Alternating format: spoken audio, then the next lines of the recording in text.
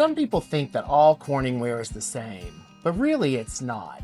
That little blue flower, those vegetables from the 70s, even those pastel flowers from the 80s can tell you a lot about when your CorningWare was made. Today, we're going to date some of the most popular CorningWare patterns from 1958 through the 1990s. But we're also going to look at the kitchens that they were designed to live in. CorningWare produced dozens of patterns over the years, and this video isn't intended to be a complete catalog. We're focusing on some of the patterns you're most likely to encounter, the ones I've personally owned, sold, researched, or handled over the years. And if I've left out one of your favorites, by all means, let me know in the comments. I'm George Grant Birch, and this is another edition of Icons of the American Home. CorningWare first appeared in 1958, but over the next 40 years, the company introduced dozens of different decorations. Some lasted only a few years. Others remained in production for decades. And while these patterns can help us date a piece of CorningWare, they also tell us something about the kitchens they were designed to live in. The colors, the trends, the aspirations, the way Americans wanted to live. Let's start with the pattern that started it all, Blue Cornflower. Blue Cornflower wasn't just CorningWare's first pattern. It became one of the most successful cookware designs in American history. When CorningWare debuted in 1958, Corning wasn't simply selling a casserole dish. They were selling an entirely new kind of cookware. This space-age glass ceramic material could move from freezer to oven to table. To many consumers, that sounded like something straight out of the future. Blue Cornflower helped make that future feel friendly. The simple blue flowers softened what was actually a very modern product. The pattern was clean, practical, and timeless. And because it wasn't tied to any particular decorating trend, it survived virtually every decorating trend that followed. For millions of Americans, CorningWare and Blue Cornflower became virtually the same thing. Blue Cornflower is also a special case for collectors because it was produced for nearly 30 years. Unlike many of the patterns we'll discuss today, the decoration alone won't always help you tell exactly when your piece was made. Think of the pattern as getting you to the right era, and the backstamp as helping you narrow it down even further. I have a separate video that walks through the different CorningWare backstamps, and I'll put a link in the comments if you'd like to date your piece more precisely. A few years after Cornflower came wheat. Although CorningWare was thoroughly modern, wheat connected it to older ideas of family, home, and traditional cooking. America was becoming increasingly suburban and increasingly modern, but people still found comfort in familiar agricultural imagery. The message was simple. Yes, this may be advanced cookware, but it's still meant for Sunday dinner. Wheat reminds us that even during an era obsessed with progress, tradition still mattered. As kitchens became more personal and decorative, CorningWare began experimenting with softer floral themes. Floral bouquet reflected that transition. Consumers weren't simply buying cookware anymore. They were decorating kitchens. What's particularly interesting about floral bouquet is that Corning didn't just introduce it and leave it alone. They kept changing it. The pattern went through multiple revisions during its production run. The flowers remained, the colors remained, the overall styling remained, but the arrangement kept evolving. It's almost as if Corning knew they were onto something, but couldn't quite decide exactly what the finished pattern should look like. As far as I know, this is one of the few times CorningWare substantially reworked a pattern while keeping the same name and overall identity. If you can think of other examples, I'd love to hear about it in the comments. Renaissance represented one of CorningWare's boldest departures from tradition. Introduced in 1970 for one single holiday season, it abandoned flowers and farm-inspired imagery in favor of classical European architecture. The timing was significant. America was entering what might be called the gourmet era. Julia Child had introduced millions of Americans to French cooking. Gourmet magazines were thriving. International travel was becoming more accessible. Entertaining at home was becoming a little more sophisticated. Renaissance reflected those changing tastes. This wasn't the pattern for serving tuna noodle casserole after Little League practice. This was the pattern for serving something with a French name that nobody in the room could pronounce. Although its production run was brief, Renaissance remains one of the most distinctive patterns Corningware ever produced. Today it sounds unbelievable, but in the early 70s you could earn Corningware at a gas station. Shell Oil distributed this pattern through a promotional stamp program, and the design could not have been more 70s. Macrame was everywhere. Plant hangers, wall art, room dividers. If it could be made from knotted rope, somebody was making it. Shell macrame perfectly captures the spirit of the era. It's part cookware, part marketing campaign, and part 70s time capsule. If Blue Cornflower defined one generation of kitchens, Spice of Life defined the next. Officially known as Spice of Life, most people simply call it the vegetable pattern. And it arrived at exactly the right moment. By the early 70s, manufacturers throughout the housewares industry had embraced color. Refrigerators came in avocado green. Ranges came in harvest gold. Toasters, mixers, percolators, can openers, and popcorn poppers appeared in shades of orange, yellow, red, and brown. Most families didn't buy these things all at once. They accumulated them over time. When the toaster quit working, you bought the new Sunbeam that happened to be green. And when the old percolator finally gave up, GE had one in harvest gold. Maybe the kids bought you a bright red popcorn popper for Christmas. The result was a kitchen filled with color. Spice of Life tied all those colors together. The reds echoed the tomatoes. The greens complemented the avocado appliances. And golds and yellows reflected everything else already sitting on the countertop. It wasn't designed to match one appliance, it was designed to harmonize with the entire 70s color palette. That's one reason it remained popular for more than a decade and a half.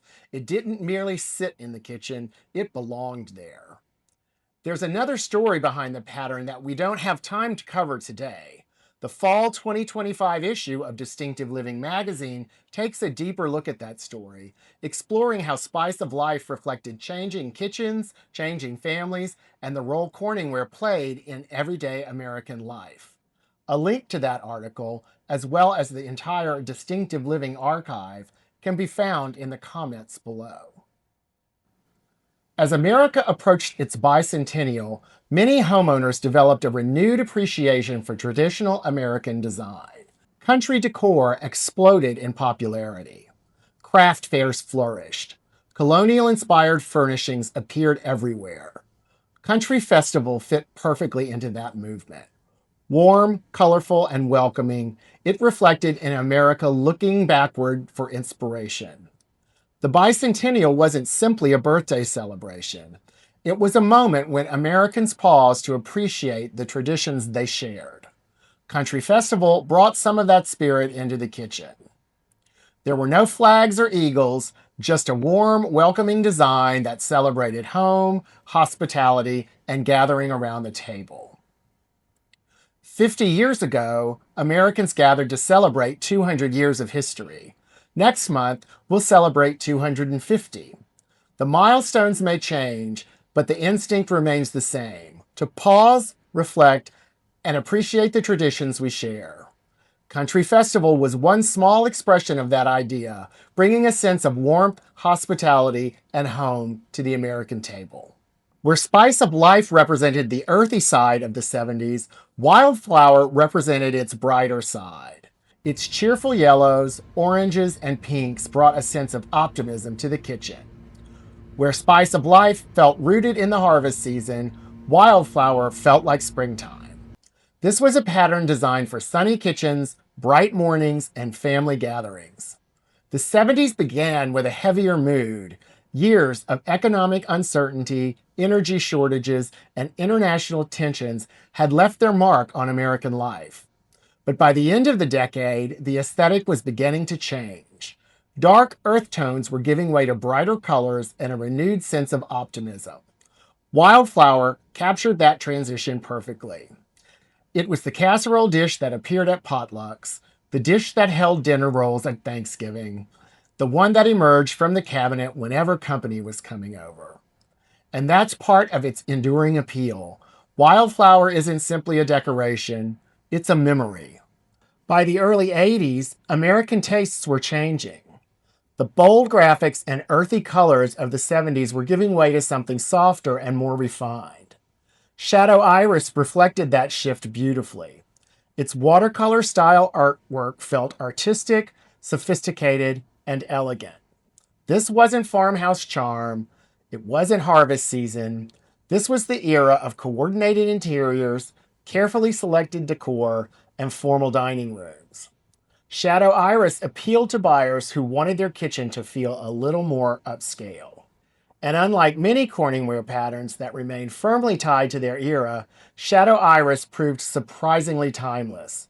In fact, the pattern continues to be produced and sold in France today. More than 40 years after its introduction, its soft watercolor design still feels at home in a modern kitchen. It's difficult to overstate how popular peach became during the 1980s. Peach walls, peach carpet, peach bathrooms, peach upholstery, peach was everywhere. If avocado defined much of the 70s, peach became one of the defining colors of the 80s. Peach Floral allowed Corningware to fit naturally into those softer, warmer interiors. By the late 1980s, America had fallen headlong into the country decorating craze. This was the era of geese in bonnets, ducks on wallpaper, heart-shaped cutouts in furniture, decorative baskets hanging on the wall, and not a single person involved thought any of it was ironic. Country Cornflower fit perfectly into that world. It wasn't trying to be modern, it wasn't trying to be sophisticated, it was trying to feel warm, welcoming, and comfortable. In a kitchen filled with oak cabinets, country blue accents, and enough decorative geese to establish a migratory flyway, Country Cornflower felt right at home. But America wasn't moving in just one direction. While suburban homes across the heartland embraced the country chic style of Country Cornflower, many urban and suburban homeowners were gravitating toward a more polished and fashionable look. That's where our next pattern comes in. If Country Cornflower was country chic, Peony was urban chic. This was the era of mauve, dusty rose, brass fixtures, large floral prints, mirrored furniture, and somewhere in the background, Miami Vice was playing on television. Peony fit comfortably into that world. Its larger blossoms and brighter colors were designed to be noticed. Shadow Iris whispered. Peony entered the room and introduced itself. By the 1990s, kitchens were becoming more casual and family-oriented. Summer Blush reflects that transition. Its lighter watercolor flowers feel relaxed and approachable. Less formal dining room, more breakfast nook. More gathering place, more everyday life. In many ways, Summer Blush feels like Corningware preparing for a new generation of kitchens. Fruit Basket arrived at a time when fruit motifs were appearing everywhere in American homes. Grapes, pears, apples, decorative borders, roosters, Tuscan-inspired colors. The pattern reflected a growing interest in abundance, hospitality, and old-world warmth. In many ways, it hints to the decorating trends that would dominate the early 2000s. So if you're standing in an antique mall, estate sale, thrift store, or your grandmother's kitchen, Corningware patterns can tell you a great deal about when a piece was made. But it can also tell you something about the kitchen it was designed to live in. The colors, the trends, the aspirations, the way Americans were living at the time. And that's what makes these patterns so fascinating. Of course, these are only some of Corningware's most popular and recognizable patterns. So now I'd like to hear from you. Which pattern is your favorite? And which one did you grow up with? Did you collect a single pattern throughout your kitchen, or do you mix and match? And what pattern did I leave out that deserves more attention? I'd like for you to tell me in the comments. Until next time, I'm George Grant Birch, and this has been another edition of Icons of the American Home.